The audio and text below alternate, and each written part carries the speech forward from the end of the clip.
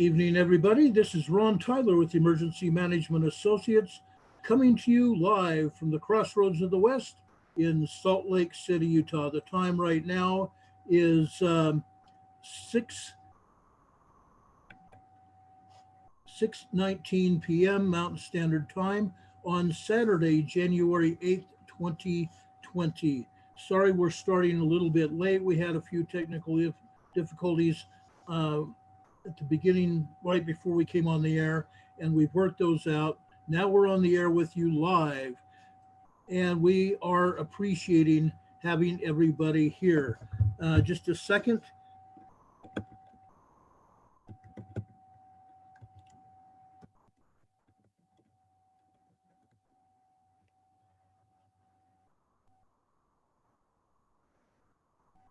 I just want to make sure, I just sent a message over chat to make sure everybody can hear us.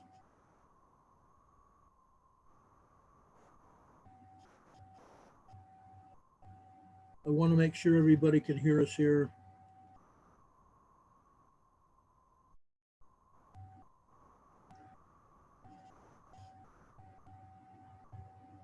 I hope everybody can hear us.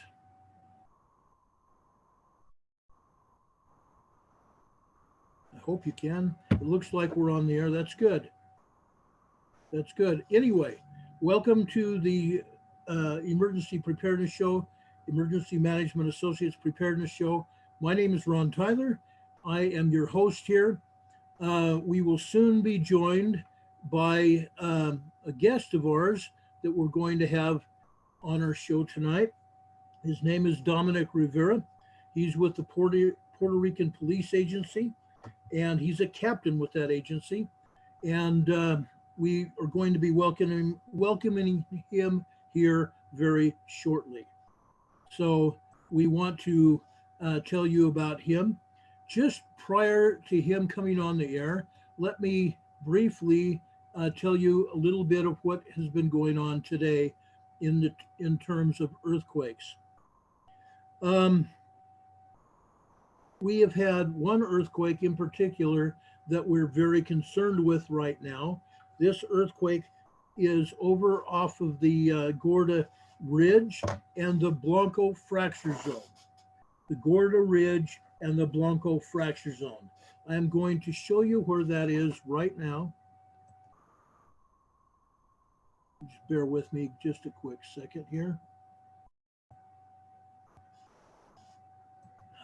Let's see here. Here we are. This is the earthquake in question here at the Gorda Ridge in the Blanco Fracture Zone. This is the Gorda Ridge. This is the Blanco Fracture Zone. The Gorda Ridge is access to the whole system through the Juan de Fuca up here, the Gorda Ridge here, and the Gorda Escarpment that connects with the whole Cascadia subduction zone here. This is where the earthquake happened. It was a 4.7 moderate earthquake. This happened at approximately 3:34 UTC, which equates to about 9:30 a.m. this morning, Mountain Standard Time. So this earthquake happened this morning, and it was off the coast, 198 kilometers, approximately 105 miles west of Bandon, Oregon. About 105 miles west of Bandon, Oregon, maybe a little bit further, but it was off the coast. This was probably not even felt on shore, but we wanted to tell you about it because it's of concern because of Cascadia. We're very concerned about Cascadia right now. We've also had numerous earthquakes over here in the Midwest. Here in Mankato, Kansas, we had a 3.0 magnitude earthquake. Directly south of there, we had another 3.5 earthquake in Anthony, Kansas. One is on the north side of Kansas, the other is on the south side of Kansas here. Then over in Oklahoma, just south of that one in Kansas, we had a 2.7 in Tuttle, Oklahoma. We had one in Tuttle, Oklahoma yesterday. Over here, it was a 3.0 in Quinton, Oklahoma. Now, these are only 4 earthquakes that were mentioned by USGS. They are not the only earthquakes here in the Midwest. There were a few others, but these are the ones that USGS wants us to know about. So they only put up those things that they want us to know about. Over here in Mentone, Texas, we had a 2.6 magnitude quake here in Mentone, Texas. About every 3 or 4 days, we have an earthquake here in Mentone, Texas. Again, every one of these earthquakes, all of these earthquakes here are in oil and gas pumping operations. The last time we had an earthquake here in Mentone, Texas, I went to the Google Earth and showed you a pumping operation right next to, literally within 50 yards, maybe 100 yards tops of where this earthquake hit. The same thing last night. I showed you earthquakes here in Tuttle, Oklahoma, and one other place. I don't remember the name of the town, but I showed you oil and gas pumping operations over here last night. So that's what's going on here. USGS also wants us to know about a 2.5 magnitude earthquake, approximately 2 miles northeast of Rohnert Park, California. Rohnert Park, California, over here, right next to the San Andreas Fault here in Northern California. So that's what happened here in the United States. Up here further in Alaska, Haines Junction, Canada area, right next to the Alaska border, we have a 4.0 magnitude earthquake that occurred there. We had a 3.9 in the Arctic Village. Again, last night we had no reports of earthquakes up here in the Arctic Village, Arctic Circle area. Today we have one. We have not explored all the earthquakes up here in Alaska yet, and I just am going over the major earthquakes that have come in today. Well, we got here South America here, Iquique, Chile, a 5.2 large 5.2 magnitude earthquake hit down here today, and it hit at 1757 UTC, which is approximately just after midnight Mountain Standard Time this morning. That was in Iquique, Chile. They are not foreign to large earthquakes. About 4 or 5 years ago, they had an 8.0 over here in Iquique, Chile. Also this morning. Okay, stand by, folks. Dominic, this is Ron. No problem. Yes.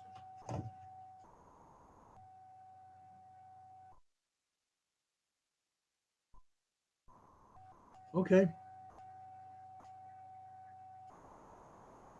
Yes. Join the meeting, yes.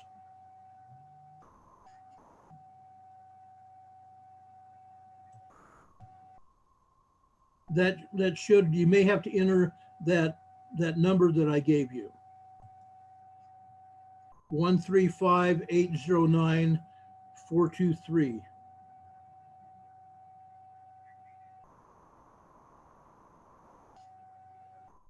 Great. Okay, the meeting number is 135.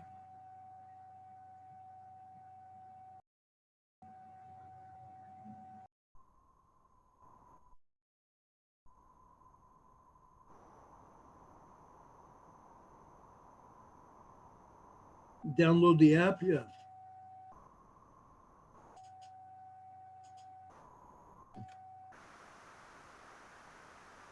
Folks, we got Dominic Rivera on the line. Okay. Yes, I can still hear you. Yes, I can hear you.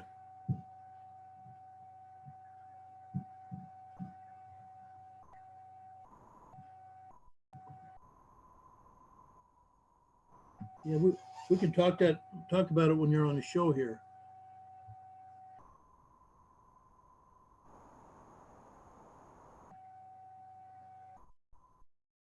Okay, either that or I can just put you on the air on the telephone here. Okay, hold on a second. Let me put you on the air on the telephone here. Folks, stand by just a minute with us. Again, this is live television, live radio. Always have we always have some kind of technical issues. Some, well, not always. We have technical issues sometimes when we do this. So if you can just stand by with us just for a second.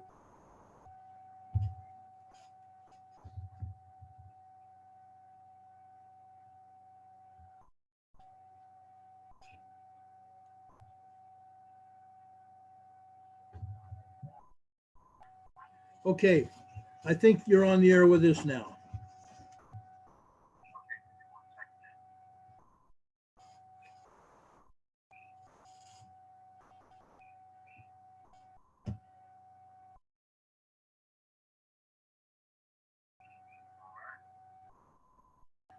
I think everybody can hear you now. Okay, well, my apologies for the inconvenience. I'm all the way in Puerto Rico, so back to what you're saying. Not a problem, brother. Folks, we want to welcome Dominic Rivera from the Puerto Rican Police Agency. He's a captain with that agency, and we want to welcome him here with us on the Emergency Management Associates program. Welcome, Dominic. It's good to talk to you again. Thank you. Thank you for having me. No problem. We're just glad that you're here with us. It's a pleasure to have you. Um, well, why don't you tell our audience a little bit about you and how long you were a police officer, et cetera, and then let's talk about Sure. Hurricane Maria. Well, first we can talk about the other things you've been involved with, and then we can talk about Hurricane Maria and what it did. Okay. Well, I'm a law enforcement officer right now. So 27 years. Right now, I'm actually with I was police officer in New Jersey, uh, Miami, Florida, Texas, Hawaii, and I have two down in Texas. I was chief at the SRT, special response team. I had 300 of my SRT units I was in charge of.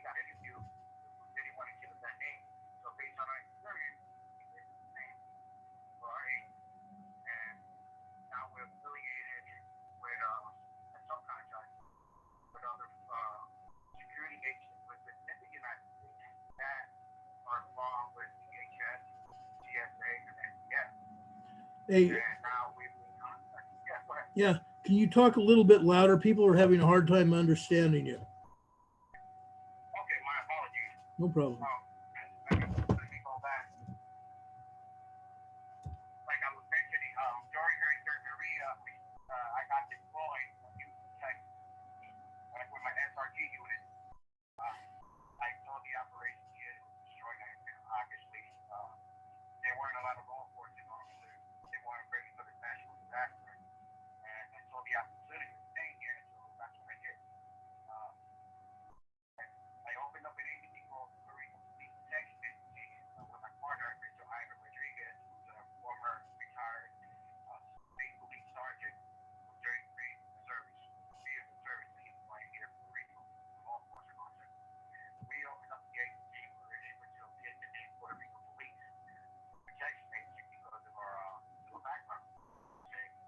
And now that we're active within our agency, all we have within our staff, which is former military and former law enforcement.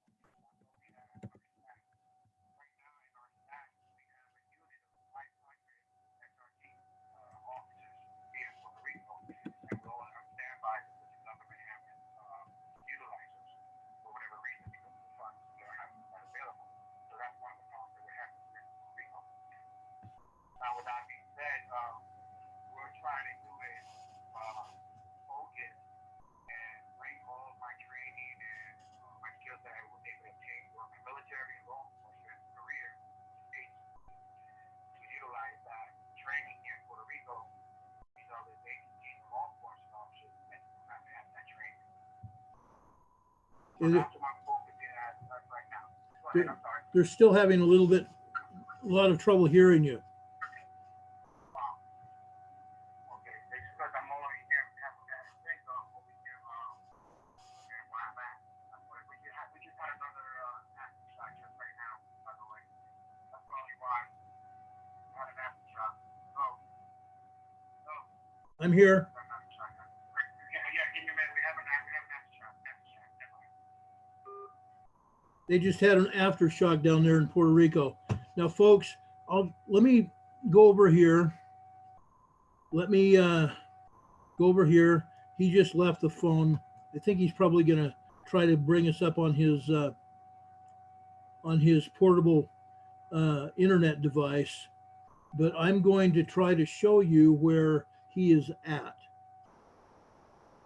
So if you just stand by with me for a quick second here.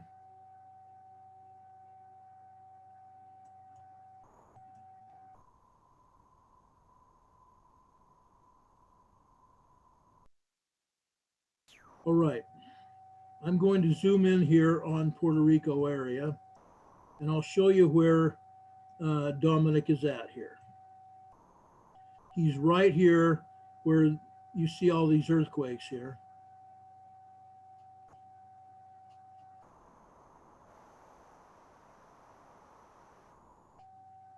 Okay. Dominic is right about in here, in this area right here. Parguera, Puerto Rico. Here it is, Guanica. That's where Dominic is. Where you see this 2.9 magnitude earthquake. Apparently they had quite an aftershock just now, and that's why he left the air. But it does not show on this particular map how strong that aftershock was. As you can see, there are a lot of aftershocks. There are a lot of aftershocks right here in this whole area. They are continuing to get pounded with aftershocks here. As you can see, probably even out to 1,000 miles south of Puerto Rico, where they had a 2.7 magnitude earthquake, 1425 UTC, which is 8:25 this morning Mountain Standard Time. Okay, earlier, just a short time ago,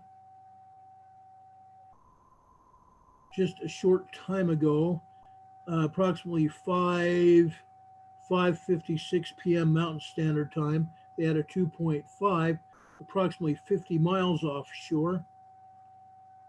Well, no, it's even closer than that. This shows 19 kilometers, which is about 12, 13 miles offshore. So that's where that's where he lives, is right in this area here.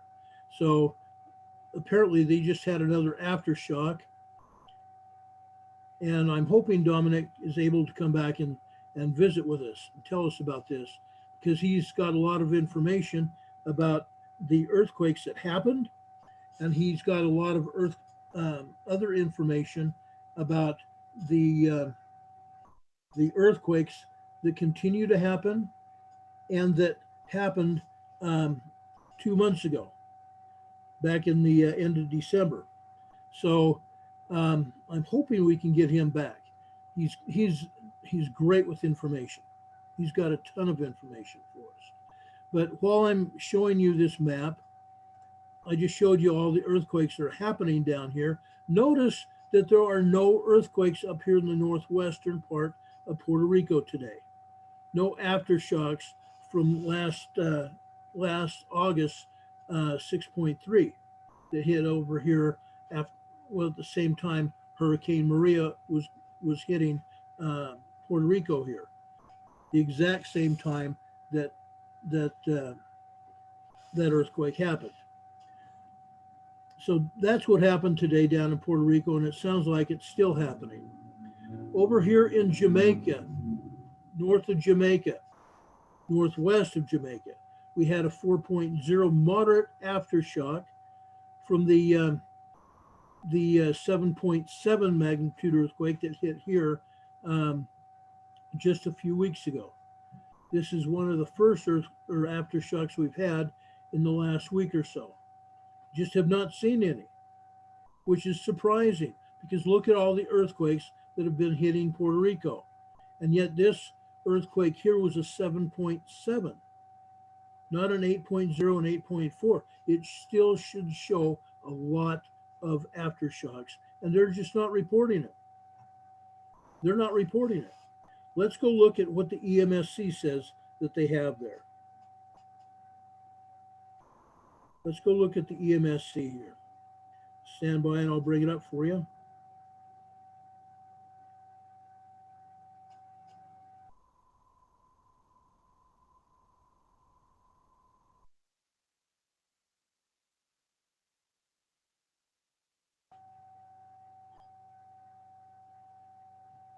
Even the EMSC did not show hardly any earthquakes here at all yesterday.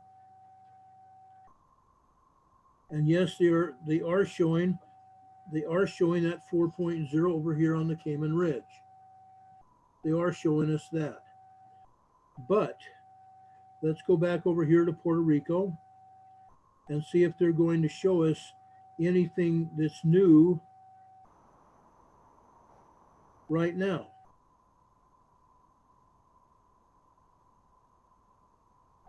They're showing us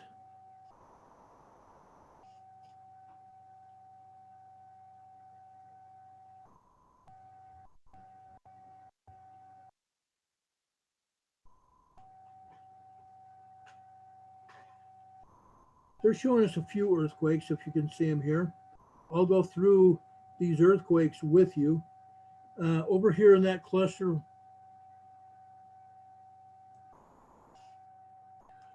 over here in this cluster of earthquakes here, where you see that placard that shows this earthquake, it was a 3.44 magnitude earthquake right there.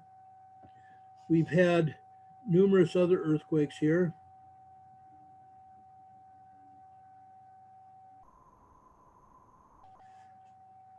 We've had a 3.0, a 2.2, 2.2, 2.92 in that cluster right there. So we've had a couple of threes and a couple of twos there. They still are not showing us a good sized aftershock that would have caused Dominic to leave the program. Let's see what else we have here. In that other cluster just east of there, you can see this small, actually, I don't even call it a cluster. It's a small swarm of quakes there. We had a 2.22, a 3.45 near Indios, Puerto Rico. Indios, Puerto Rico, we had a 3.45. That's a mid-sized small quake. South of there, south of Indios, we had a 1.77. Southwest of there in Guinea, we had a 2.28. Okay, all the rest of these earthquakes are offshore here, and we're still not seeing anything large enough that would have shocked Dominic. We have a bunch of twos out here, 2.63, 2.89.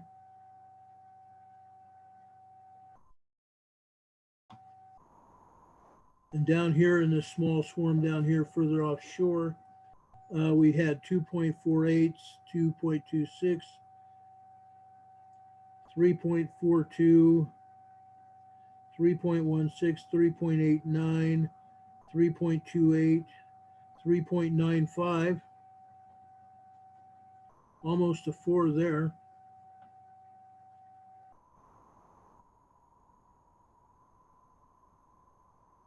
Nothing that strong. That 3.98 is about the largest one that we've seen over here. And that, like I said, that's offshore. Completely offshore. That would not have caused Dominic to jump. So we'll just have to wait and see what Dominic comes back with, because they don't. We have a 3.44 here in La Puerta, Puerto Rico. 3.44. But that's just a small quake. And that's just barely offshore as well. So I'm not sure what he felt or what happened there, but there's something over here in the Eastern Dominican Republic. Let's talk about these few quakes they had here. Over here, right next to the Mona Passage.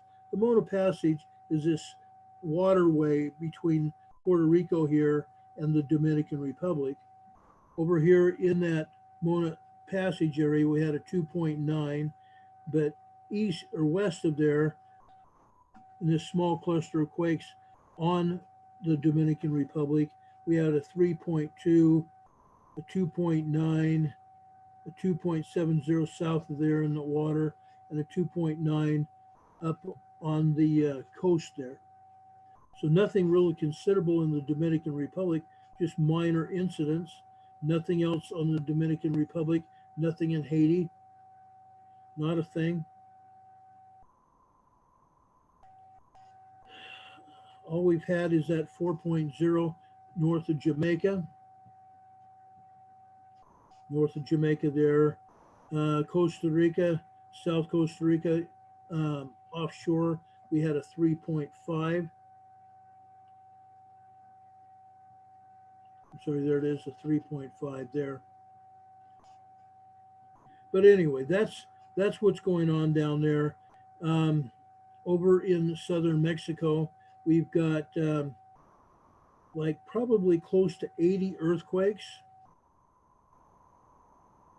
We've got 50 up here along the central coast of Mexico, central coast of Mexico. Let's hit this 50 plus and see what we have. Holy cats, we have a huge swarm of earthquakes. Huge swarm of earthquakes here. 3.6, 3.8, 3.2, 3.7, 3.6s, mid-range threes basically. Let's hit this 10 plus and see what we have there. Holy cats. Still a bunch of threes, 3.5, 3.6, 3.7s. This is huge, folks. Okay, 2, 4, 6, 8, 10, 12, 14, 16, 18, 20. There's 20 earthquakes in that 10 plus. So this is a huge event. This is a huge event here. There's far larger numbers here than they're reporting. There's probably close to 100 earthquakes in this area, not 50 plus. It's probably closer to 100 earthquakes here in central Mexico and along the coast. Um,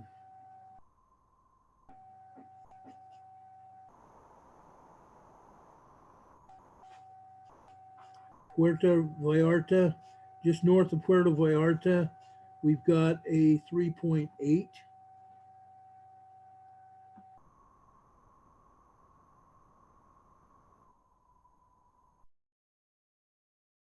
Manzanilla, Mexico, a 3.2.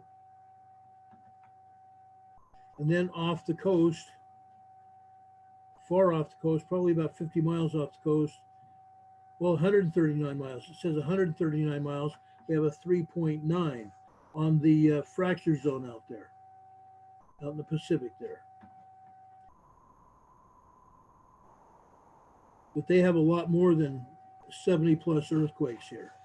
They have 50 plus and 20 plus here. There's a lot more than that. There's probably close to 100 earthquakes there in southern Mexico, southern and central Mexico there.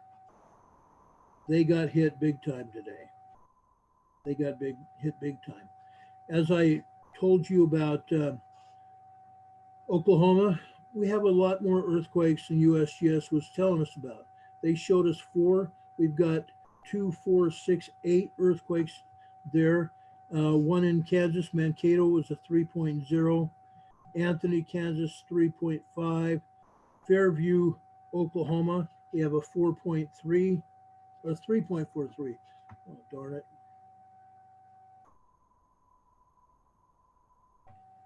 And a 1.69.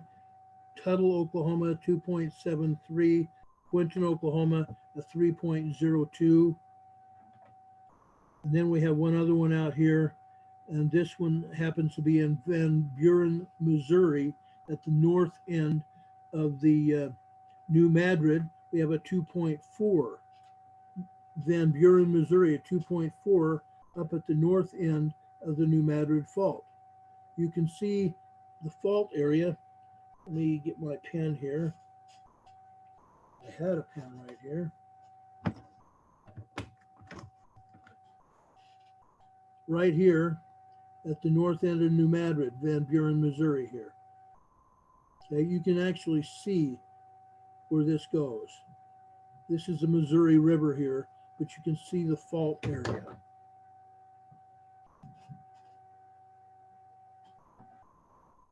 I just enlarged it. You can actually see the fault running down here. Okay, that's what's happened. That's what happened today out here in the Midwest. And then Mentone, Texas, again, a 2.6. Like I said, every one of these earthquakes are in oil and gas pumping operations. Dominic's here. Yay. Hello, Dominic.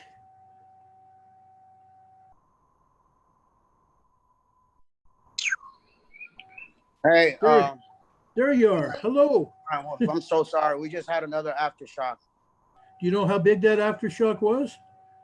Yeah, it was. Give me a minute.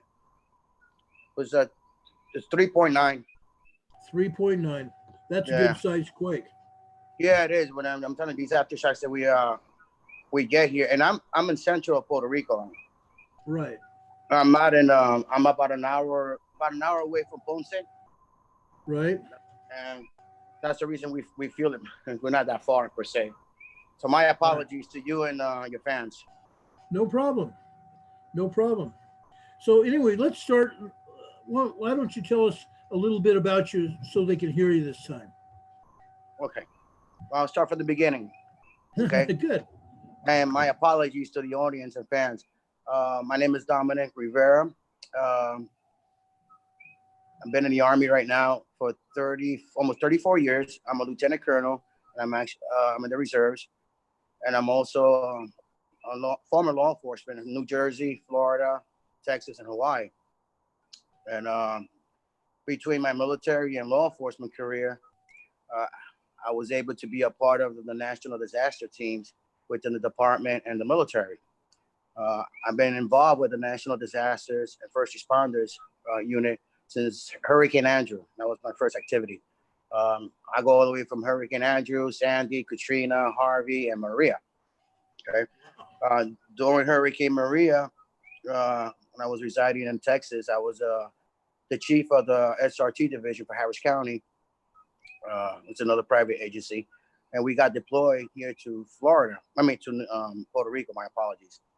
And I've been here in Puerto Rico since Hurricane Maria, which my deployment assignment was to escort and diesel and gasolines to police stations, hospitals, and we were able to also be a part of Donald Trump's escorting, to escort him around. So that's my experience here. During that time, being here in Puerto Rico, Hurricane Maria, Puerto Rico they weren't prepared for this national disaster, by the way, obviously, and as well as this earthquake either. So I saw there was a lot of opportunities over here, and so I decided to stay here, and actually with my partner, who's actually involved with the RSRT division. His name is Ivan Rodriguez, who's a former retired state police sergeant, and we gathered together and we opened up an agency called Puerto Rico Police Protection Agency. We were able to obtain that name due to the fact because of a background. So that worked out well, thank God. Now, with that being said, we're actually, we got involved with other contractors that are involved with the federal government, including FEMA within the United States. And we're working closely to try to help Puerto Rico with the national disasters that include anything with floods, hurricanes, and earthquakes. Right now, we have an SRT division, including the medic unit here in Puerto Rico that involves former law enforcement officers that are local and military and corrections officers that we have here in Puerto Rico. We're available at the moment, but they haven't gave us the opportunity to assist the government of Puerto Rico due to the funds. They don't have the money available, so we can participate and help the island of Puerto Rico to assist them with our services. So that's what I have as of right now. So right now we've been having aftershocks on a daily basis. Right now we have nearly about anywhere between 5 to 9 a day. Wow. Yeah. So and that's just those that you can feel, right? Exactly. Yes. Mind you, I'm about an hour away from where these earthquakes are happening and the aftershocks, and I'm an hour away, and we feel it up here.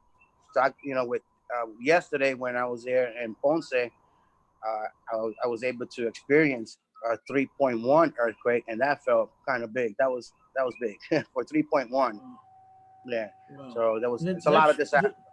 Yeah, that's usually considered a small quake, a very small quake. Right. So. Wow. Yeah, so that's what we're facing right now. But the New Jersey State Police Department, they're down here. Actually, I believe they were leaving today. They got here a couple of weeks ago. They were here with their first responders, the state police from New Jersey. And they were also involved here during Hurricane Maria. And we're having another aftershock as we speak. Yeah. I'm not going nowhere, but I'll stay here this time. So the call drops, unless the call drops. Right. No. Now, are you at home? Yes, I'm in my house. Wow.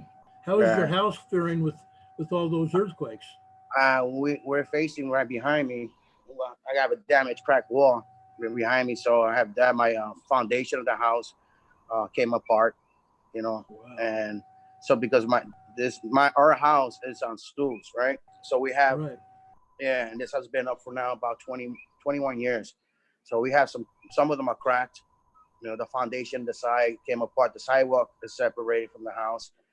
Some of the caved in. So that's what we're dealing with here. Wow. So tell us what happened when these big, huge earthquakes hit just a few weeks ago. Pardon me, what was your question? What happened? To kind of give us an idea what happened when those huge earthquakes hit just a few weeks ago. Well, basically when we first experienced the first one in December, like that 6.4 earthquake, that Right. woke everybody up.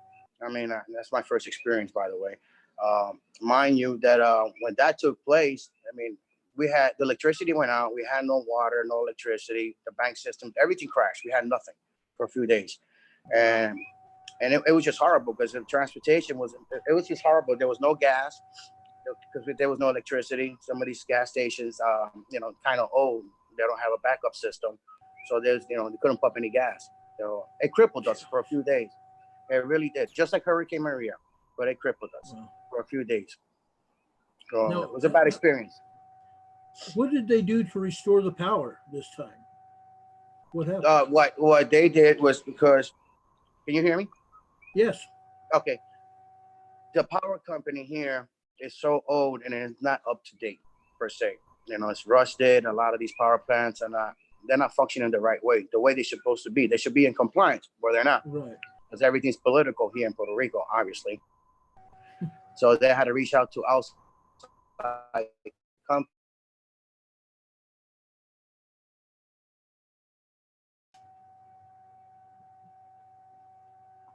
Can you hear us? You're totally broken, Dominic. During that operation where the lights went out. So they were actually, they're in the process, right, as we speak. They're still down here work, trying to update.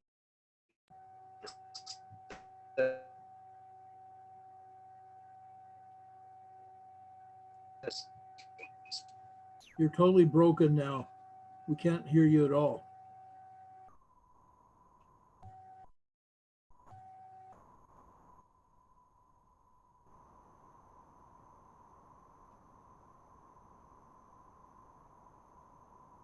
Dominic's image is frozen here. You there? Yes, I'm here. Okay, good. Now we have you back here. Okay. Now we have you back. Yeah. Anyway, yeah, we can hear you now. Tell us what. Okay, well, dude, that's the connection that we're having because I'm all the way up here in the mountains. My apologies, I'm kind of dried up. No problem. I've got my own here. So back to the still power, the electricity company. Yeah, it's not up to date. It's horrible. When I got here during Hurricane Maria, I was actually residing in Dorado, Puerto Rico, right on the beach and on a condominium. And like I said, every time it rained,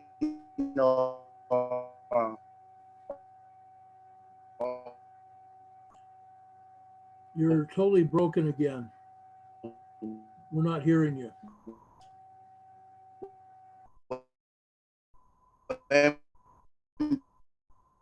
blows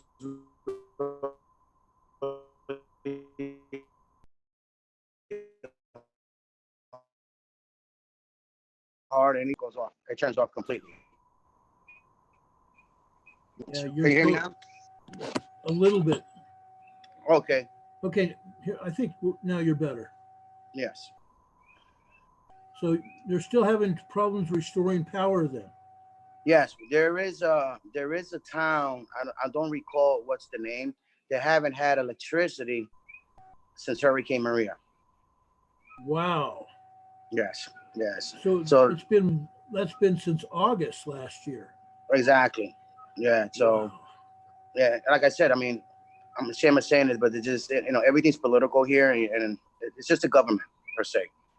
And I'm sure the fans know about it if they're listening. What we're going through here in Puerto Rico. Right. So now like we're experiencing the warehouses that we talked about. One of my officers was able to got some inside information where these warehouses were located. For those who don't know about the warehouses, we're talking about FEMA supplies that were supplied to Puerto Rico during Hurricane Maria, and they weren't distributed, including water, by the way. you know, and my guys were able to obtain that information, went to the location, and they opened up the warehouse and everything was in there. And like they said, but it was not distributed. And we were looking at water that was supposedly expired per se, but there was diapers, generators, everything that these people in Ponce that are living in the streets, and Guanica and Indio, that they lost their houses. They would be, that should have that particular equipment and merchandise and bedding, the supplies that they need, foods and all that, and it wasn't distributed. Everything was kept in a hush hush. Talking about that, this afternoon they caught another warehouse in Calle, Puerto Rico, that they found. What is that? Construction equipment, including wall panels, um, tiles, all type of equipment that has been there since Hurricane Maria, and they just found that today. The investigators. So that's what everything's being, like I said, this equipment and everything that comes, to assist the people of Puerto Rico, is not being distributed the right way. It's just not. It's not just, it's not being distributed the right way. It's the way it should be. What does the president of Puerto Rico say about it, since she allegedly just found out about it? That's not true, because last year when she took over Rick Rosell, the one that left office. Right. When she took it, she signed the documentation stating where these warehouses were located and where they were at.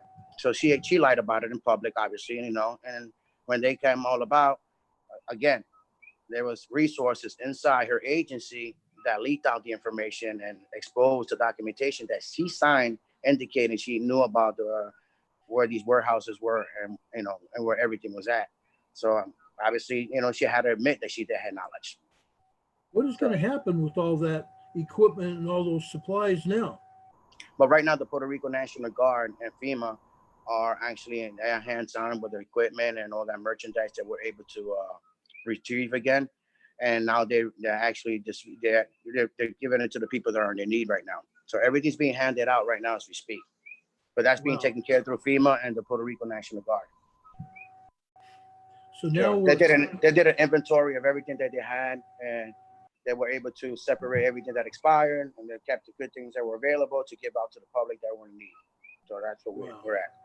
So the public is finally getting the supplies that they've been in dire need of. Exactly, they are now. However, you have over 5,000 people that lost their homes, and they're still living in the streets. Last year FEMA gave the governor of Puerto Rico, I believe, it was over $200 million. So these senators and mayors of each municipality that going through that had these extremely damaged and people that lost these homes, they reached out to the governor and asked him, why can't you reach out to these banks that they got all these houses that got repossessed and buy them for these people so you could place them somewhere, So that came about. Now they can't find out where the money went. Gosh. Yeah, that's one of the issues that are happening here. Everything, like I said, everything's political, and I'm glad that FEMA's here now. They have hands on these on the money, the funds that they're giving, the island of Puerto Rico, but they have hands on as we speak. Wow. And it's like Donald Trump said, even when Donald Trump came, he made that statement that Puerto Rico's corrupted. It is what it is. And they came to the light. He was right, believe it or not. So it is what it is. But that's what we're facing right now. We don't have enough manpower as for law enforcement officers. We only have for the whole island of Puerto Rico, just about almost 6,000 police officers in the whole island. Wow. That's it. And we have 78 municipalities in the island of Puerto Rico. So we're facing a crisis. The crime is really high here. We have, deaths every single day. 2 to 3 deaths a day. Easy. Is it are those fatalities a direct result of being homeless, not having food, water? No, not that. But it's just that there's too many guns here in Puerto Rico, and these guns that are here in Puerto Rico are in the hands of the wrong people. So we have, like I said, we have robberies every single day. They kill people, they shoot people, people that are driving on the streets, they get shot at all the time. We're facing a situation right now in Ponce where these homeless people that lost their homes due to the earthquake and are sleeping outside their properties too, because you also have people that didn't lose their homes, but they're afraid of staying in their homes due to they're scared they might collapse. So they're sleeping in tents. So what's going on? These looters are taking an opportunity of robbing them, sticking them up, stealing whatever they can from them. You know what I mean? And that's another issue, and that's because of lack of law enforcement and manpower here. That's an issue. So that's where we come in. We're trying to help them, but we're stuck and we can't do anything because the government, like I said, it's political. They don't want, they don't want to give us, any contracts or anything to assist them. And all of our guys are, like I said, they're former military and law enforcement. And I have all the documentations of my unit, SRT officers. Mind you, they're also certified SRT officers because they were part of the academy. And I have all the documentation, to say we have to prove of what we have, including mine as well, of our change. But nothing's being done at all. Everything's political. Wow. Now, what is the overall condition of the people since the major earthquake? I'm sorry? You said, what is the condition of all the people that were displaced by those huge earthquakes that we had there? I know you said they've lost their homes and such. What are their? Are they healthy? Can they get by now? Do they have food?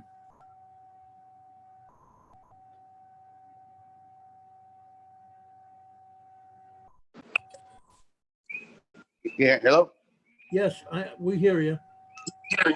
Okay, can you hear me? Yes, can hear you now, yeah. Yeah, okay. Yes, they're getting, right now, we had a lot of volunteers, a lot of doctors, nurses that actually volunteered to assist the public, these people that lost their homes and able to obtain their assistance and give them the proper medication and whatnot. So that's taken care of as we speak. And then the Puerto Rico National Guard, right cities to some locations because they have nowhere to go. So they're sleeping under these particular tents and they're being protected through the Puerto Rico National Guard. So they don't get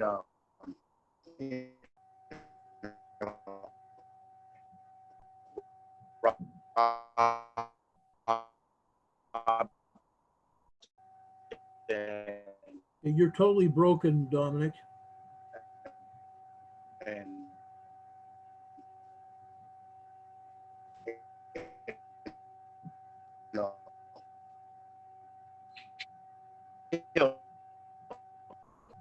per se. Dominic, your audio is completely broken up. We can't hear you.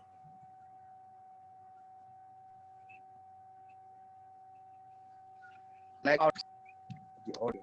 I have no. There you go. Oh, okay. Can you hear me? Now you're good. Yes. Better now? It's a little bit better, yes. Oh, okay.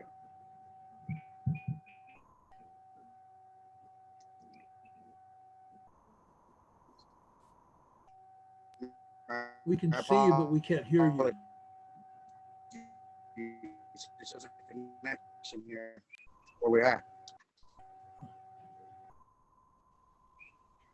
Oh, can you talk? Hello. Okay, you're still a little bit broken. You can hear me? We're getting your audio is digitalized. It's all broken up.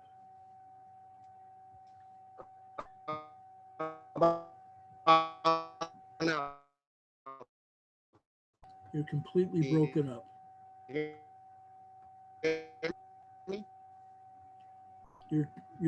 It's totally broken up. We can't understand any words.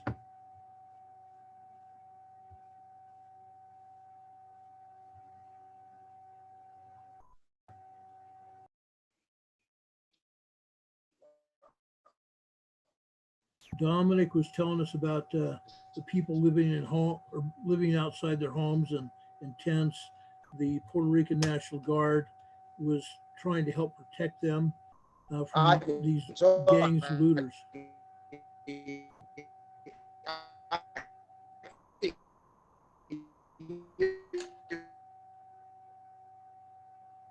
Okay, we completely lost Dominic again.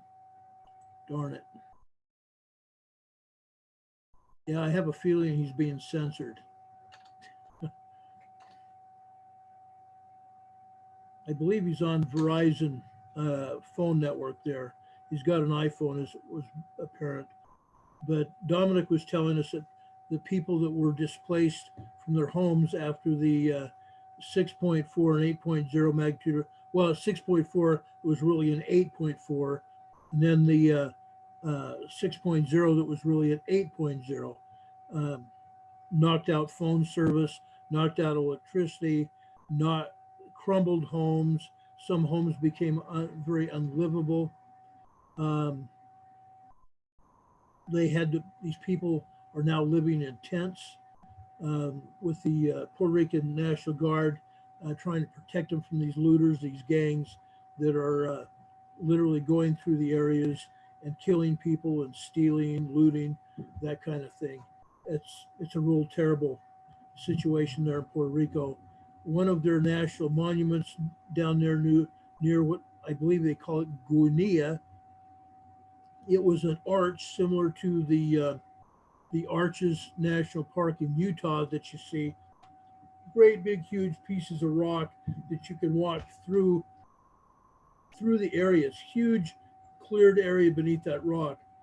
And it was a national monument there. And when those two large earthquakes came through, I think it was the first 8.4 that came through, totally annihilated that arch.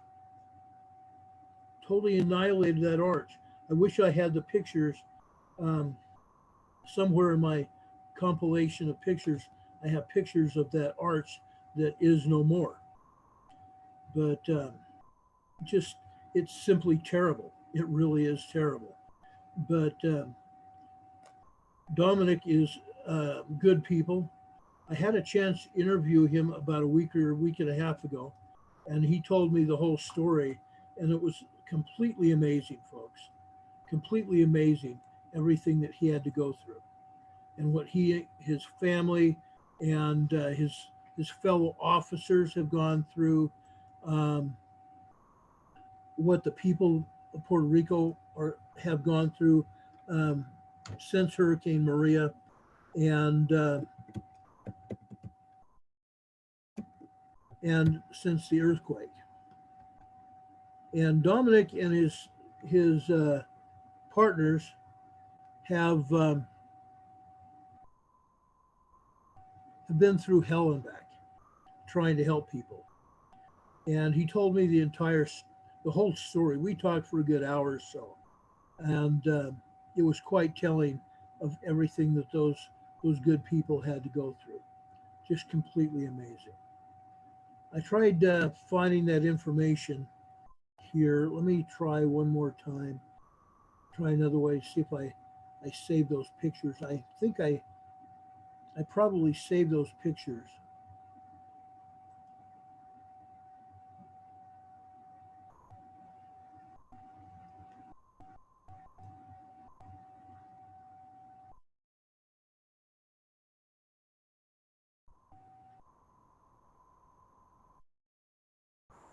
I'm just trying to find these pictures here.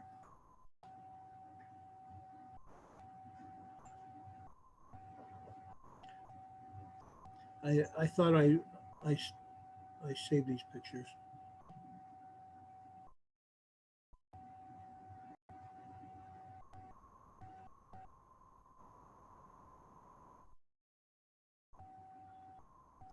No, no, my file won't let me see. No, I don't think I'm going to be able to show you those pictures. I can't find them right now.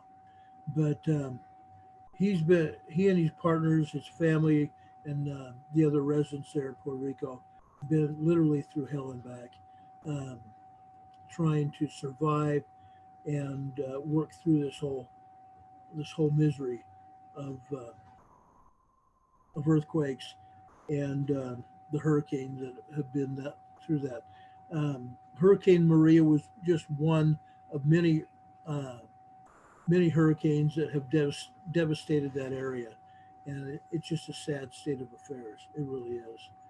I'm hoping Dominic can come back and finish telling us the story, because it's an amazing story of survival. It's a story of restoring services to the community and saving people's lives, literally saving people's lives. But anyway, let's go back here and look at the earthquakes here in the Pacific Northwest. And well, let's go up to Alaska first. I want to show you what's happened up there. Well, let me back up just a little bit. I want to make sure that we've talked about the other quakes. No, we did not. We didn't talk about this 5.3 magnitude earthquake that happened down here in Papua New Guinea today. Not Papua New Guinea, Papua, Indonesia.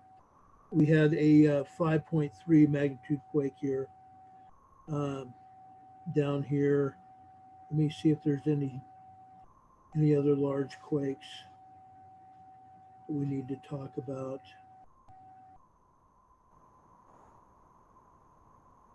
Had quite a few earthquakes all over, literally all over the world today.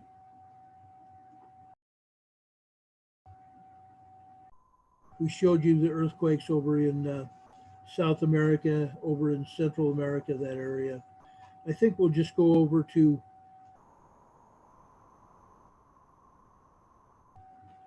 let's go over to Hawaii. Let's go to Hawaii. Okay. Here's Pahala today. Yesterday we had 20 plus earthquakes. Now we've got 10 plus earthquakes. Let's just kind of see what's going on today down here in Pahala area. We still have earthquake off the coast, a 1.73 magnitude earthquake. Just they're close to the coast of Pahala there. And then we have 2, 4, 6, 8, 10, 12, 14 earthquakes in and around that area, Pahala, Hawaii. Let's just look at that real quick. Over on the south end, we have a 2.25. And then we'll continue on up through here. These appear to be ones and twos, 2.43. We have some 1.8s, 2.17s, that kind of thing all over this area. 2.03 is the northernmost earthquake down here in Pahala. Then let's go up the coast and let me show you real quick here. We got Dominic back, but I want to show one more earthquake over here in Hawaii, Dominic.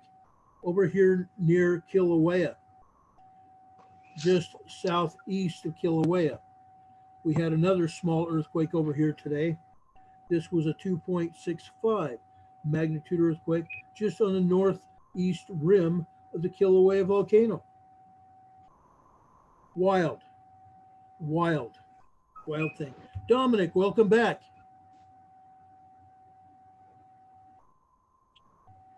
Yes, we had another aftershock. Really? Do we know what that was?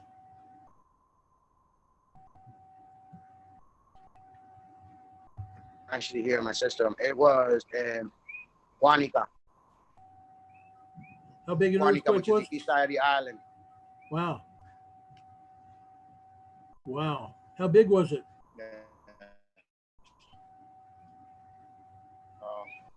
3.6. 3.6. So we're having more earthquakes. So within this past hour, we already had 5. Gosh, you guys are getting hammered. Yes, we are. Not a good thing. Not a good thing at all. Yeah. I showed right before you came on the first time, I was showing the audience here the earthquake swarm that was just south of Puerto Rico. It's impressive, like 50 earthquakes just south in the ocean. Yes, yes. That's what's happening right now. Just before I came on the air with you folks, I had a call from one of my friends there. One of the reasons, supposedly, based on our resources, these earthquakes are happening is because they're drilling oil, and they're Really? drilling. Yes. So they're going to provide me that information soon, within the Are they next 30 drilling on? minutes. Are they drilling on the island, or are they drilling No, offshore? offshore, offshore. Wow. Yes. So this is coming from great resources, by the way, and they actually got all the documentation and the proof what's Wow. going on. So on the drilling process, what they're saying is that they're actually hitting the plates. Yeah. That's one of the reasons it's creating all these earthquakes, because they're drilling oil. You know. They're destroying Puerto Rico for oil. Oh yes, it's not good. It's not good. We need all the help that we could possibly get. From the states or from anywhere in the world. We do need the help. Really, Right. really, we need the help. There's a lot of people here suffering. Yeah. Is Yeah, there a any lot. hope anywhere in the near future that you guys will get some help, law enforcement wise, and even in the justice system with any judges to get some justice and get some of these moving gangs off the street? Well, that's actually in the process right now with the federal government and FEMA. Now, as far as FEMA, they're in the process of working on getting assistance within the United States, Right. to come and, give us a helping hand here with law enforcement and security so that we can have mandate more, manpower, you Right. know. I mean, because Puerto Rico being a commonwealth, they're in a different constitution than the United States. The laws are Right. different. So that's the thing. That's another issue that we're having because these law enforcement agencies that are coming from the United States to assist Puerto Rico, they don't have any authority. So they can't, they can detain, but they cannot arrest. You can't get involved. That's Wow. one of the issues that the New Jersey State Police had, but they got sworn in, so they give them full police status powers. Oh, that's great. Exactly. That's what they need to do here. So, Do you think, that. is there a possibility that the other law enforcement agencies that come down from the mainland U.S., when they get to Puerto Rico, that they will also be sworn officers? That I believe so because that was one of the issues that they were having during Hurricane Maria as well. So because of like I said, lack of law enforcement officers and the crime going up now because there isn't enough law enforcement officers in the streets patrolling per se. That's one of the reasons we're having more of a crime rate. But with that being said, if these other police agencies that come from within the United States to assist Puerto Rico, I think that that's going to be granted. That's going to be the proof. I think that's going to happen. They're going to have to be sworn them in. They got to give them full police powers. They have to. They Yeah. have to because they don't have sufficient manpower. They need to have full police status here to assist Puerto Rico the right way. The right Yeah. way. What do you think it's Well, going to take? How many officers are going to have to come there to help you guys? You have any idea? we're looking at least. I would say per se over 2,000. Wow, it's going to take Yeah. 2,000 officers. Wow. It's going to take that many law enforcement officers. I mean, but again, is it going to happen? It's up in the air. We got DHS here. We have FPS here to assist. And that Puerto Rico National.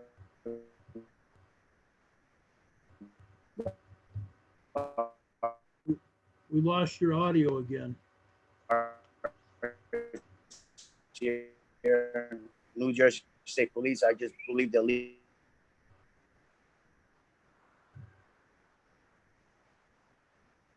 Yeah, we lost your audio. You said something about the New Jersey State Police.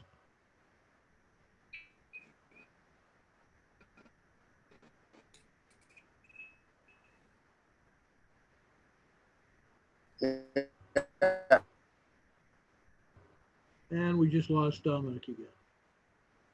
Yeah, Dominic was here um, saying that they need about 2,000 more police officers to probably adequately do the job. We hope he he can get those officers. They can get the officers to do the job down there and try to stop these gangs and the corruption that's going on down there. I feel bad for him. I really do. I feel bad for him. Having been down in various areas of the country, working here in the mainland United States, it's a sad state of affairs. And Puerto Rico, unfortunately, isn't the only police agency here in this country that is having problems. We look at Chicago with the law enforcement gang problem that they have there. San Diego had the same kind of issues, where there was parts of San Diego where you couldn't even send police unless you sent in massive numbers. You send in a handful of officers and they're going to get hurt. And it sounds like that's exactly what's happened in Puerto Rico as well. I'm hoping we can get Dominic back. We've got another 30 minutes of the program, and I'm not just wanting to have him back to fill the program. He has a lot of great information. He's a great guy. He's a great guy. While we're kind of waiting for him, one of the other earthquakes that happened today over in Puerto Rico, over in Hawaii, that have happened is just on the south flank of Mauna Loa today. We had a 1.88 magnitude earthquake on the south flank of Mauna Loa. Mauna Loa being up in here, and this is the south flank, south rim of Mauna Loa. They continue to have earthquakes here. They continue to have earthquakes on the Big Island. Let's quickly go over to Hawaii. We had one minor earthquake, 1.69 near Adak Island. Today. I think we might get Dominic back. I hope we can get Dominic back. Dominic, you there?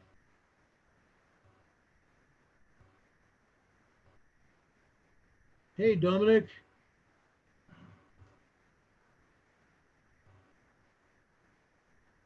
Are you there, Dominic? Oh, he's connecting to audio still.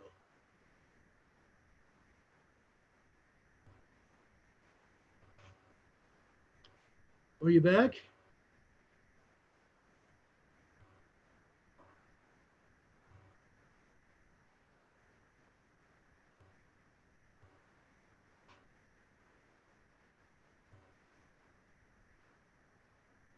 Yes, I agree, Robert. DHS is no better either. Can you hear me? Yes, I can hear you. Yeah. We got you back? Yes. Yeah. We don't have good internet services here in the island of Puerto Rico, so Wow.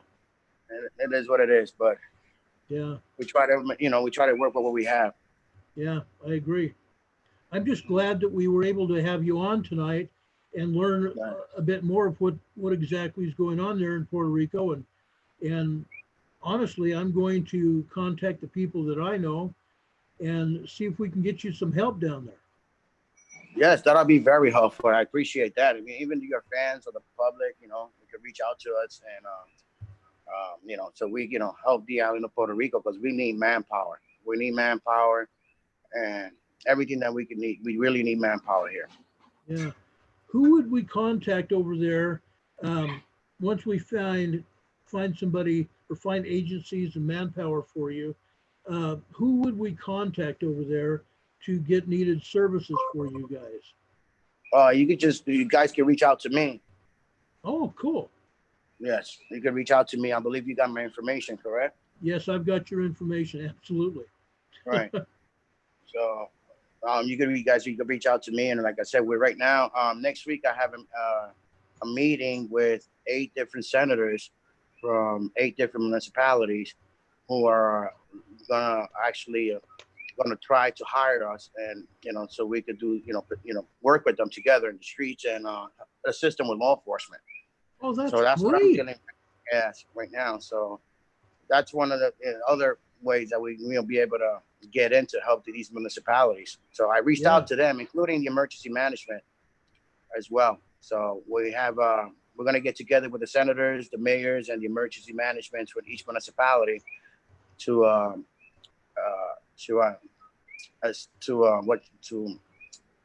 what do you call it, so we could discuss what we have to offer and how we could help them, and you know, and just work with them, because if we wait on the government, it's just not going to happen. And these municipalities, these senators, you know, they've been reaching out to the government, and she hasn't done anything about it at all, you know, at all. And it's a shame, but you know, it is what it is. But you know, there's some good people and there's some bad people, but you know, but these senators and these other mayors and other directors from the emergency management from these other different municipalities, their hands are tied because the government doesn't give them the proper equipment or the funds so they could go ahead and reach out to these other resources that they have, so they could be able to hire them, so they could actually, you know, work and assist them. So that's what we're working on right now. But with that being said, hopefully it'll come through, because now we have these senators are involved. They know exactly what kind of work we've done. They already know our backgrounds. They did their investigations, you know, of the work that we performed and done in the past with national disasters and all that. So that's the type of people that they want. You know, they want, you know, experienced officers down here, and an agency like ours that will be able to provide, you know, our services to assist them. Right. So that's basically what we're doing now. So hopefully next week we'll have some better answers. You know, hopefully everything will be positive for us, because now FEMA, to my understanding, FEMA was able to approve more funding for these municipalities that suffer the damages. So they're going to have, each municipality that was affected with the earthquake are going to have access to the funds individually. So meaning that the government will not have hands on any of the funds. Oh, that'd be great. That'd be sweet. That way the supplies and monies and everything else can actually go to good use. Hey, can you hear me? Yes. Yeah. So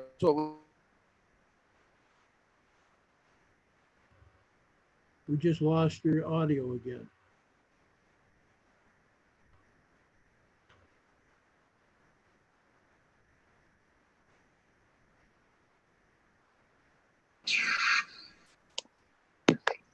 I think you're back again.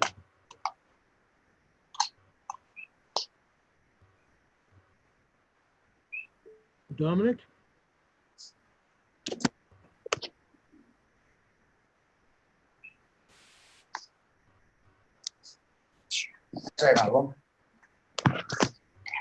You there now?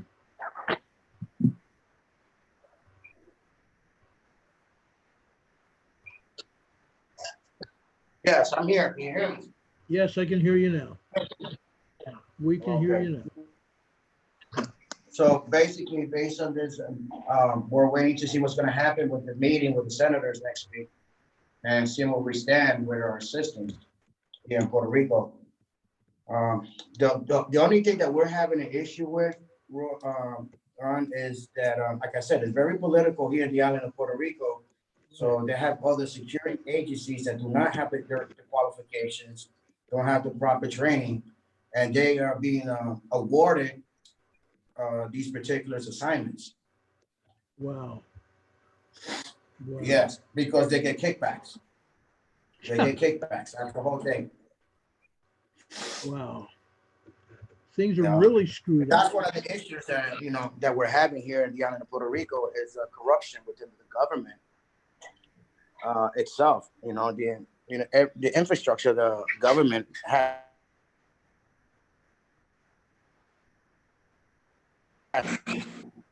So that's what we're facing right now. That other part of the corruption that's going on in the island. You know, I don't know if you guys know. Like, I believe it was last year, one of the FEMA, it was a FEMA employee that got caught up, and she was getting kickbacks because these other agencies were bidding in awards with FEMA, and they were getting it. They were getting it. You know, they were getting the awards. I mean, I'm telling you, there were these security agencies. I don't want to mention any names. There's a few security agencies here in Puerto Rico that are involved in the political government for many years. And that is one of the reasons why these security agencies in Puerto Rico get a minimum wage. There's an agency right now that's working with FEMA. They work a few FEMA contracts, federal contracts, by the way, that they bill the government $35 to $40 an hour for an armed officer, but they're paying them $7.25 an hour. That's a problem. Insane. And so, and then those are the kickbacks. There was two senators I believe they just got sentenced yesterday to federal prison because they got caught up in this scheme. So that actually cheap Billy Beans now. So hopefully this will be all open. Hopefully it'll be over soon. And there's corruption here in the government. They'll be put into an end because that's what everything's happening. Because of the government. So like I said, it's so corrupted. It's really, really bad. Really, really bad. It's horrible. It's just horrible. Do you really think that we have a possibility of, with federal assistance and with any officers we can get down there to help you, do you really think we have a chance of taking the government back and getting the help to build up Puerto Rico again? Oh, yes. I actually I reached out to a couple of female officials and I introduced a program that I put together that will include law enforcement officers, active or retired from the states, that that they could come and assist us, and the funds will be handled from through us or the federal government, and we'll be able to pay these police agencies that get involved in this program. Because the idea is to bring more law enforcement officers or corrections officers from the states here to assist these municipalities that don't have the proper manpower. Right. And in fact, I'm working on a 5-year contract with another 3 municipalities here for this particular program. So we're in the process of negotiating that as we speak. But again, everything falls under funds. The funds, that's the problem. So we cannot reach out to the government here because everything's, like I said, it's political and it's corrupted. So we're reaching out to the outsourcers within the United States. Yeah. That's all we could do. That's all we could do. Right. Like I said, right now, and that is the only way that we'll be able to obtain more law enforcement power here, because their law enforcement, even the law enforcement academy, is so backdated. It's not up to date. Right. It's so backdated, including the corrections academy. You got these, and that's the thing. To become a police officer here, I believe if you're over 32 years old or 36, you cannot be an officer. Really? You can't. They have an age limit here in Puerto Rico. And now in the state, some states do have it, but some don't. They don't have they don't have that particular age. You could be 40 and become a police officer, as long as you meet the requirements. Right. That's. When I started with the federal government, you couldn't be over 35, and then stay with the government until you were 55. At 55, it's mandatory retirement for federal law enforcement. You either put in 25 years before that, or it's mandatory retirement at 55, no matter what. And some agencies, some other police agencies in other states and municipalities here in the mainland U.S. are the same way. But there are other police agencies, including down in San Diego and various other places, where police officers are allowed, as long as they pass the physical agility test, they're allowed to be certified police officers until way into their retirement. I've seen officers at age 60 that are still working. If they're able to pass a physical agility test and stuff, there's police officers that are fairly old. And it appears we lost Dominic again.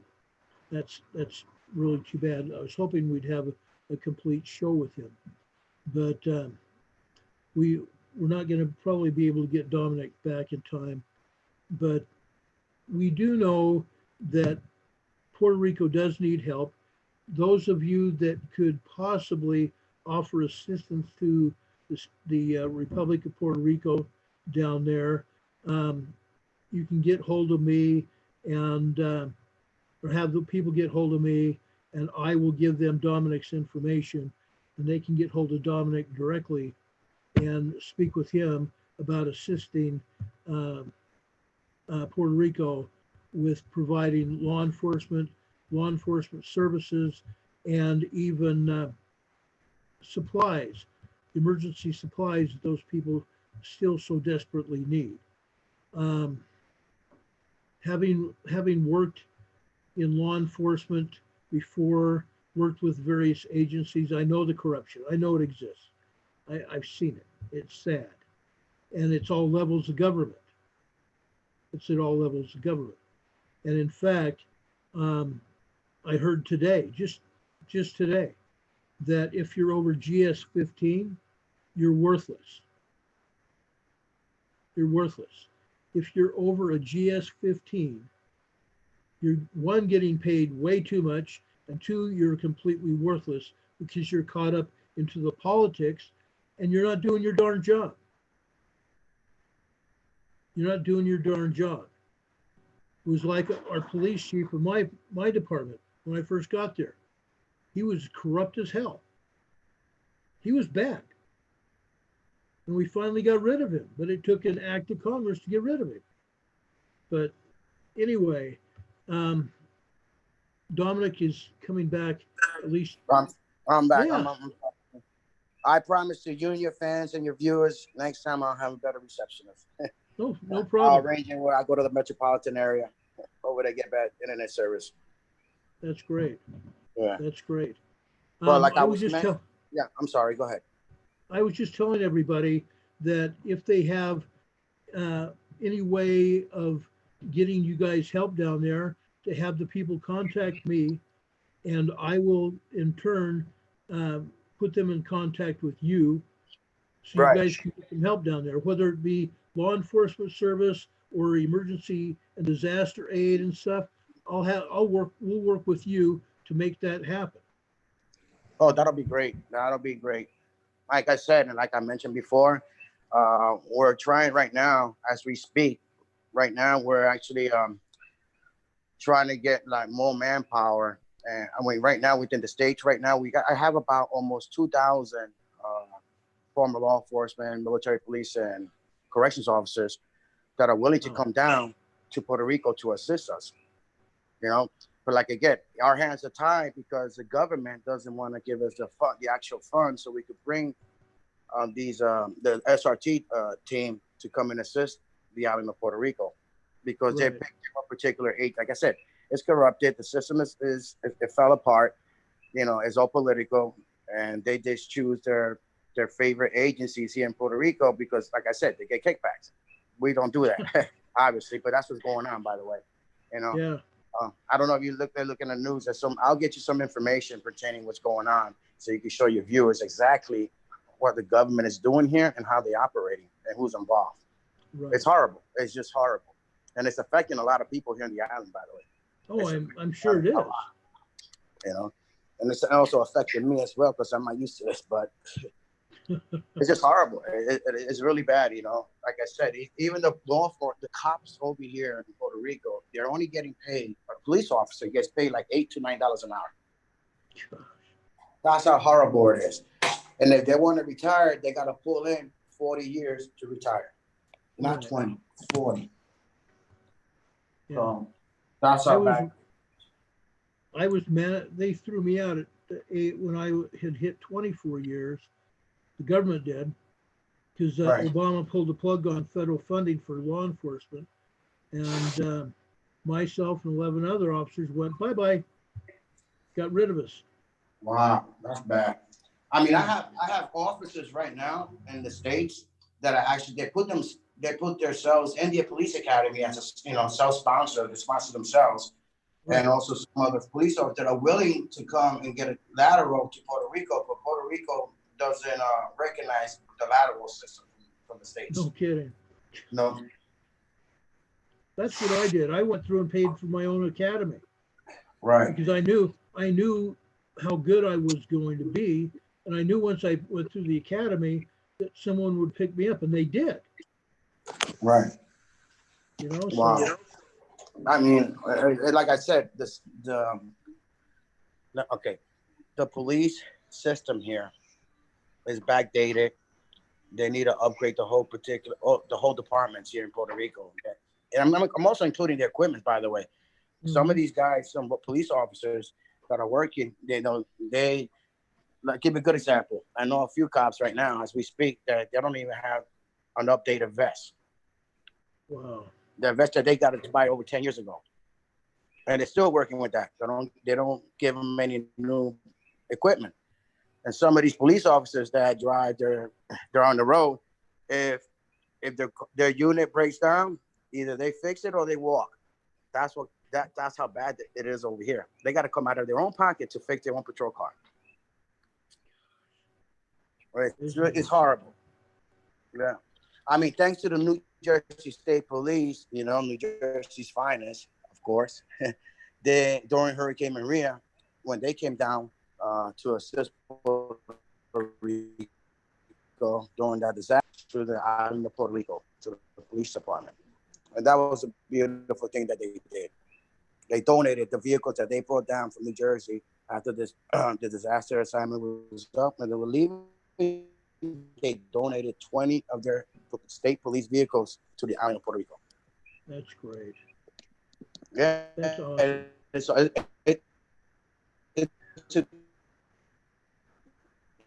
It's great, but like I mentioned, unless what they need to do here that's happened is that the federal government needs to get involved in there, and they got that are looking to get involved with the government, because that's what we need. We need the new generation to get involved, but they don't want to do that. They don't want to give the new generation an opportunity, and that's the problem that we're having, because there have been these government officials have been in the system such a long time, so they know the system very well, and that's how the corruption starts, and they don't want to leave office because that's how they make a living. Right. But I believe for a fact, if they give the new generation an opportunity, they'll make a difference in the island of Puerto Rico. Gosh, I hope that happens. Yeah. I hope that happens. Yeah, let's hope so. But I see, like I said, we're hoping for that. Now, back to what I was mentioning before about the meeting that I'm going to have with the senators. I just got a text message right now from another senator from Dorado. That actually he wants to meet up with me on Tuesday. So the word's already getting spread around about our services and what we do, how we can help them. So I'm not reaching out to them anymore. They're reaching out to me because they know what we do already. So they're doing their homework, which is a good thing.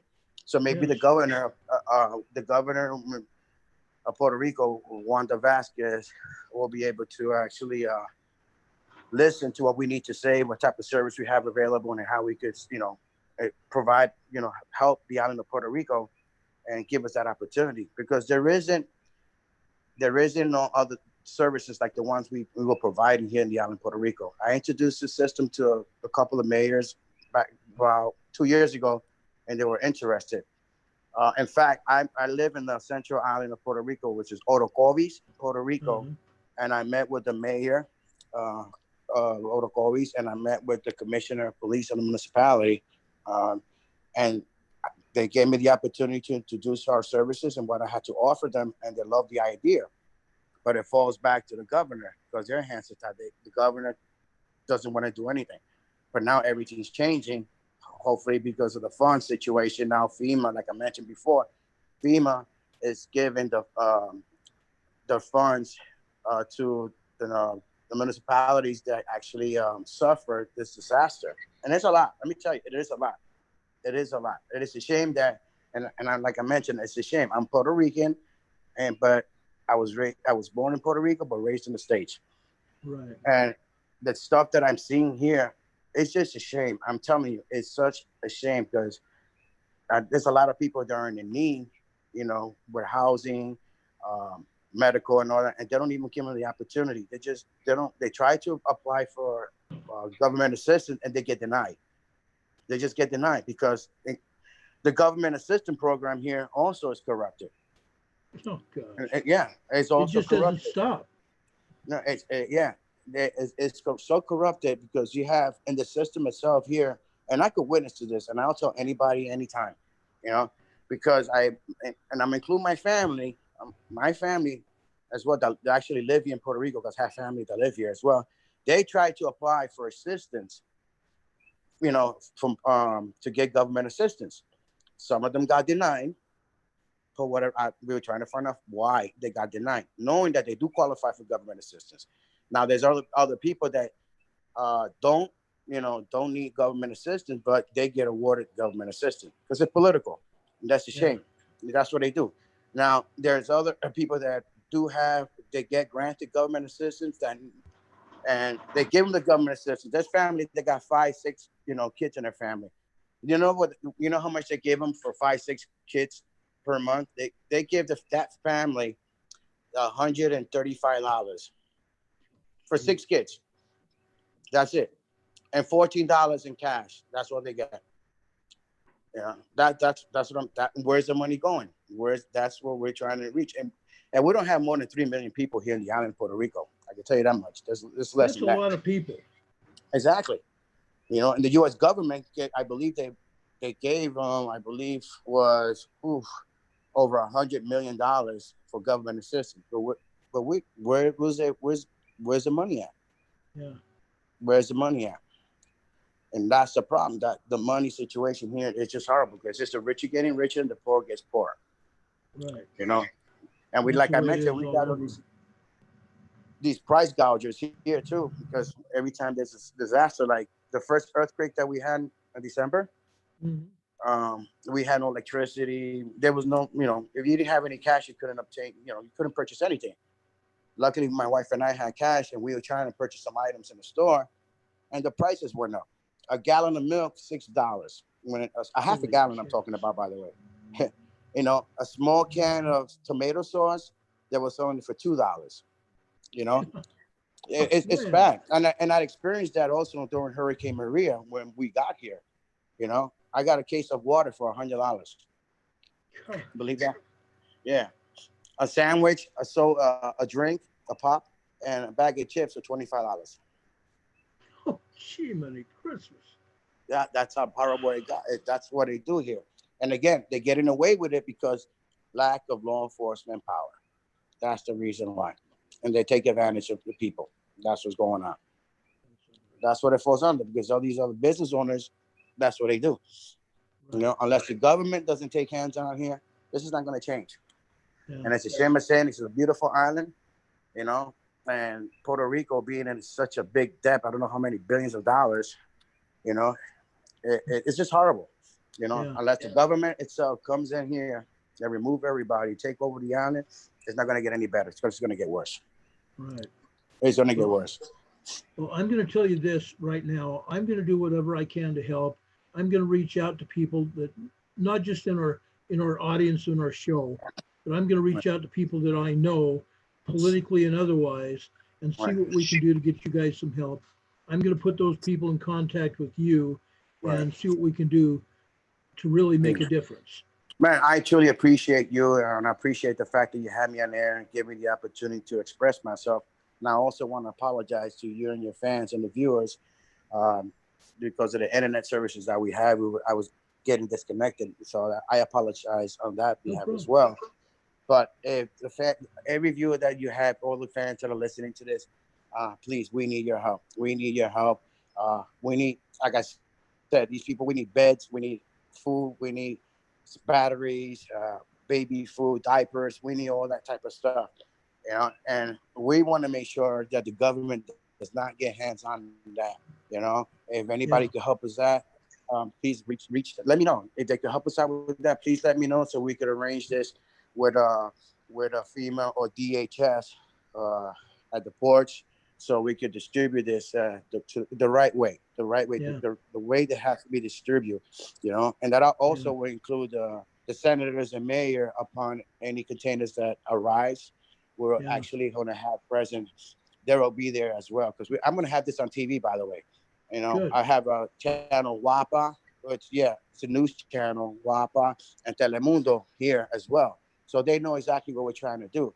They're just looking for the opportunity to assist us and have this televised so viewers can see exactly what we're doing.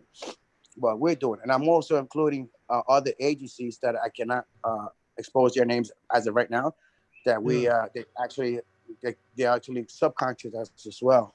And these are the agencies within the United States that are giving us a hand as well. They're actually a part of what we're doing.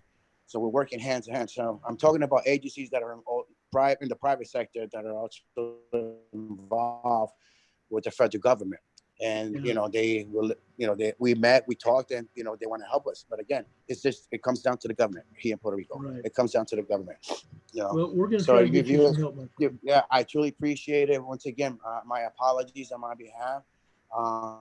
For the record, before I leave, I will get you some new information so you can see this actual information that we have. I have documentations, pictures of these guys drilling and hitting these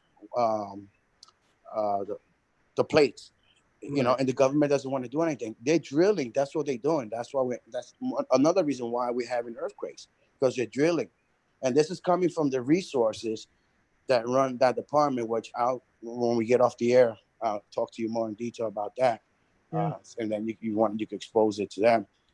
And they put this information on their Facebook and social media, and the government in Puerto Rico right now, they had their Facebook, Instagram shut down because they exposed all this information. So what does that tell you? Yeah, It says exactly. a lot. So, all right, my friend, I appreciate you coming on the show tonight, Dominic. God bless you, my friend. I can't wait to talk to you again. Maybe I'll call you sometime on Monday and we can talk some more. Yes, please. If you could do that. We'll do that. Okay. Well, thank you very much for being with us. Thank you so much for having me on your air and giving me the opportunity to express and expose exactly what's going on here in the island of Puerto Rico. Thank you so much. And for all your fans. Viewers. Okay. Look forward to talking to you again. Likewise. We'll see you later, my friend. Likewise. Thank you. God bless. See you. Bye. Thank you, everyone, for being here with us. We appreciate you guys being here and tuned in with us here on the Emergency Management Associates program.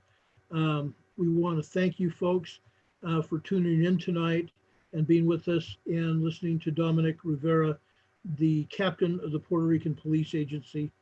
And if you have any way of helping Dominic and helping the island of Puerto Rico, please get in contact with me.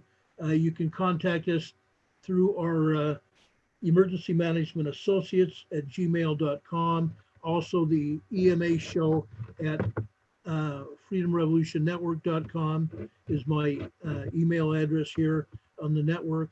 You can also reach me through our post office box, P.O. Box 526. That's P.O. Box 526, Sandy, S-A-N-D-Y, Utah, 84091. And we will put you through to Dominic Rivera and see what we can do to get them some help down there. Between Hurricane Maria and these earthquakes on December 28th and January 1st, they really need some help. Anyway, thanks for tuning in with us. We really appreciate you being here. God bless you, folks. Do know that we love you. As Walter Cronkite would say, that's the way it is. Saturday, February 8th, 2020. For Emergency Management Associates, this is Ron Tyler. Have a good evening, folks.